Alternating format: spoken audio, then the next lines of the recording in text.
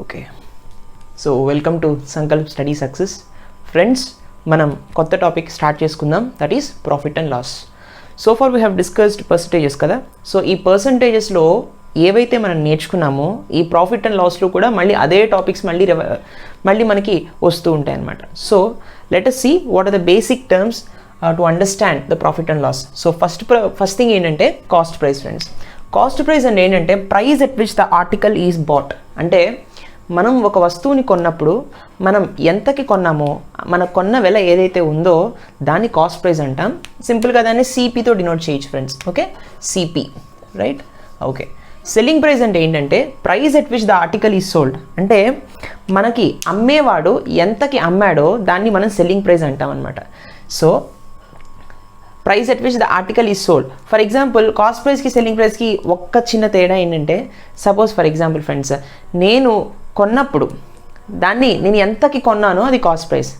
ఒకవేళ అదే వస్తువును నేను కొన్న తర్వాత నేను అమ్మేస్తాను కదా, అమ్మేసినప్పుడు నేను ఎంతకు అమ్మానో అది సెల్లింగ్ ప్రైస్, రైట్ ఫ్రెండ్స్. సరే, so if cost price is equal to selling price, ఎప్పుడైతే కాస్ట్ ప్రైస్ సెల్లింగ్ ప్రైస్ ఈక్వల్గా ఉన్నాయో, అంటే నేను ఎంతకి కొన్నానో అంతకే అమ్మేస్తున్నాను అనుకోండి, అప్పుడు గెయిన్ లేదు, లాస్ లేదు, రెండూ లేవు. గెయిన్ అంటే ప్రాఫిట్, లాస్ అంటే తెలిసిందే నష్టం, లాభము నష్టం, రైట్ ఫ్రెండ్స్. సో ఎప్పుడైతే కాస్ట్ ప్రైస్ ఎక్కువగా ఉందనుకోండి సెల్లింగ్ ప్రైస్ కన్నా, లేదా సెల్లింగ్ ప్రైస్ తక్కువగా ఉందనుకోండి కాస్ట్ ప్రైస్ కన్నా, ఈ రెండు ఒకటే ఫ్రెండ్స్, రైట్. అంటే నేను కొన్న వెల ఎక్కువగా ఉంది, అమ్మిన వెల తక్కువగా ఉంది, అలాంటప్పుడు నాకు కంపల్సరీగా వచ్చేది లాస్. ఫర్ ఎగ్జాంపుల్, నేను ఒక 25 రూపీస్కి ఈ పెన్ కొన్నాను అనుకోండి, ఈ మార్కర్ కొన్నాను అనుకోండి, 10 రూపీస్కే అమ్మేశాను అనుకోండి, నాకు లాసా ప్రాఫిటా? ఖచ్చితంగా లాసే కదా. ఎంత లాస్ వచ్చింది? 25లోంచి 10 తీసేస్తే 15 రూపీస్ లాస్ వచ్చింది.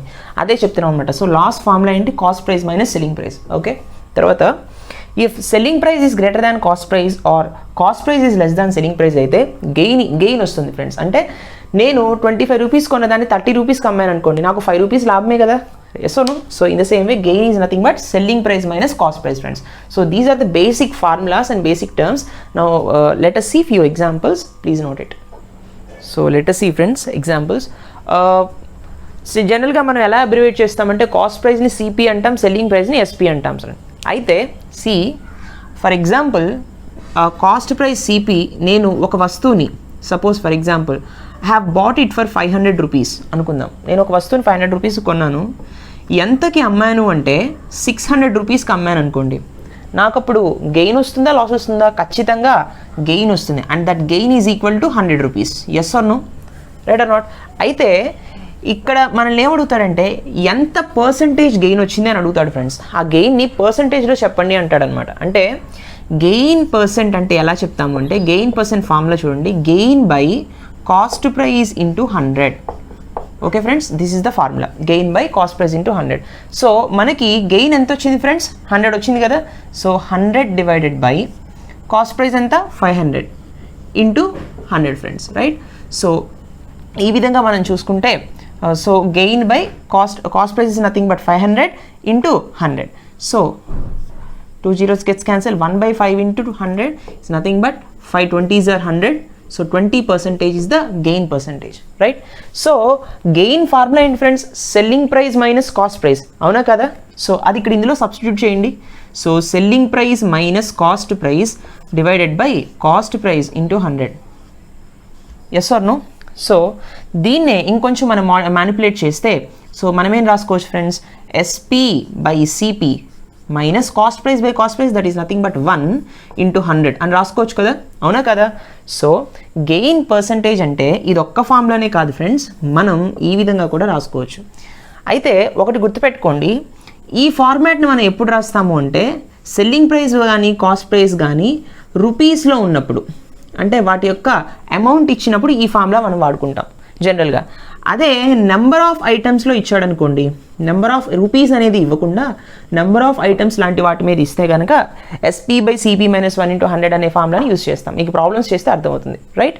సో ఈ విధంగా మనం చూస్తాం అనమాట. గెయిన్ పర్సంటేజ్ ఫార్ములా అనేది నోట్ చేసుకోండి, please note it. Now let us see another one. సరే, తర్వాత ఎగ్జాంపుల్ ఏంటంటే, సెకండ్ ఎగ్జాంపుల్, ఫర్ ఎగ్జాంపుల్ అదే నేను కాస్ట్ ప్రైస్ వచ్చేసి 400 అనుకోండి suppose for example, selling price వచ్చేసి it is nothing but 320 rupees అనుకోండి. అంటే cost price is greater than selling price అంటే ఖచ్చితంగా నాకు లాస్ వచ్చిందనే కదా అర్థం. ఆ లాస్ కూడా ఎంత friends, that is nothing but 80 rupees వచ్చింది నాకు లాస్, రైట్ ఆర్ నాట్. సరే 80 రూపీస్ లాస్ వస్తే లాస్ యొక్క పర్సంటేజ్ ఎంత అని అడుగుతాడు ఫ్రెండ్స్. లాస్ పర్సంటేజ్ ఫార్ములా ఏంటంటే loss divided by cost price into 100. ఎప్పుడైనా కూడా విత్ రెఫరెన్స్ టు కాస్ట్ ప్రైజే చూస్తాం friends. Always remember cost price is nothing but 100%గా తీసుకోవాలన్నమాట. సరే సో లాస్ ఎంత వచ్చిందన్న 80, that is nothing but 80 divided by what is the cost price, that is nothing but 400 into 100. Yes or no? So 8 gets cancelled, 8 ones are 8, 8 5s are 40, 1 by 5 into 100, that is nothing but 20%, right? 20% loss వచ్చింది అనమాట. సరే so లాస్ని మనం ఏం చెప్పచ్చు friends, that is nothing but cost price minus selling ప్రైజే కదా loss formula, by cost price into 100. Yes or no? ఇప్పుడు దీన్ని మళ్ళీ మనం మ్యానిపులేట్ చేస్తే cost price by cost price is nothing but 1 minus selling price by cost price, yes or no, into 100. అవునా కదా?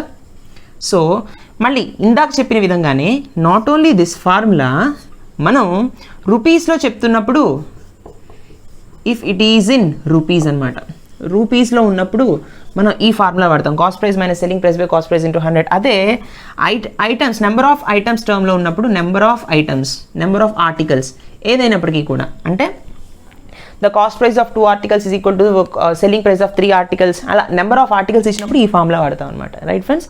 So problems చేస్తే మీకు అర్థమవుతుంది. So please note these formulas also, right. Next one. So తర్వాత important note చూడండి friends.